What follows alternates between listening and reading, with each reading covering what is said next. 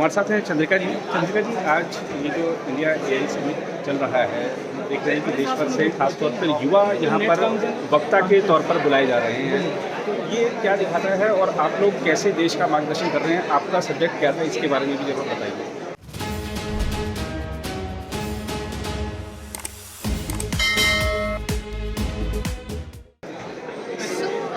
My topic of discussion today was the impact of AI on tech-enabled services. This was more around how AI is disrupting the entire IT services, BPO, GCC, or digital engineering. This is what the price of IT services. So how AI is making that disruption in these industries, and what India needs to do to turn around this AI wave in their advantage. How can India create new jobs, new revenue streams from AI and so on.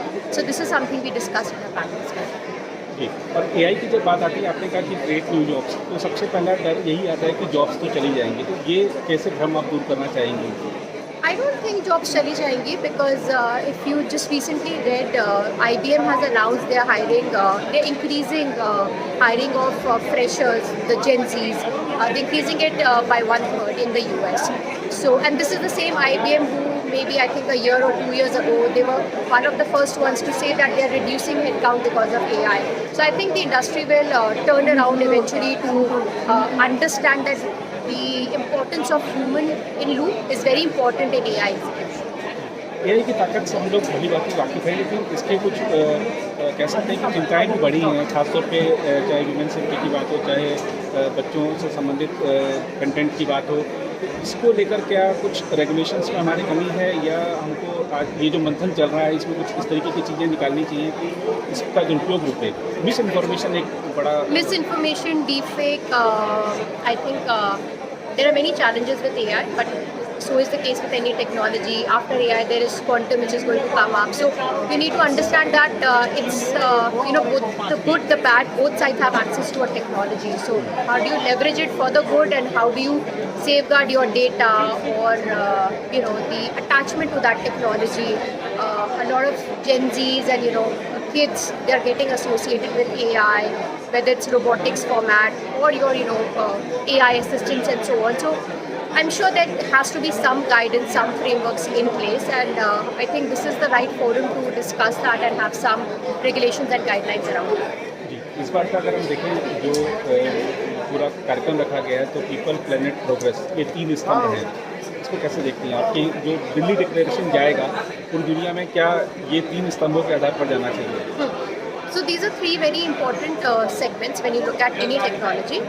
People, of course, people who are using that technology and in the loop when executing that technology, of course, because it's going to impact our daily lives, the jobs and everything.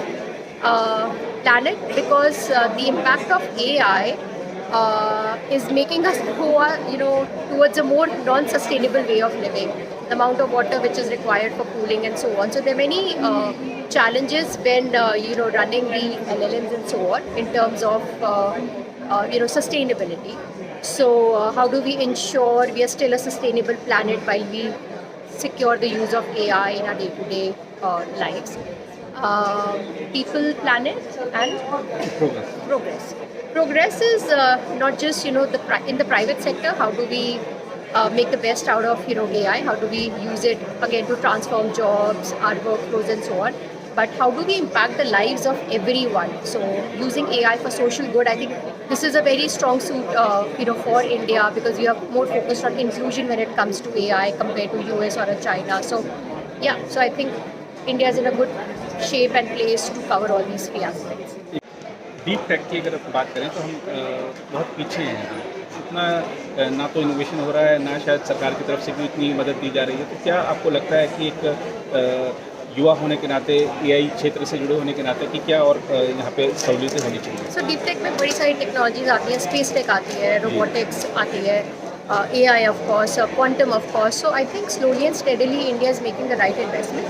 But I think it's just so much of bureaucracy, and the funds do not get disbursed at the right time. So a lot of challenges in that. But I think India is pretty much aware of the new age technologies where it needs to invest. I think we are in a good shape when it comes to space tech, robotics. Maybe we are lagging a bit behind.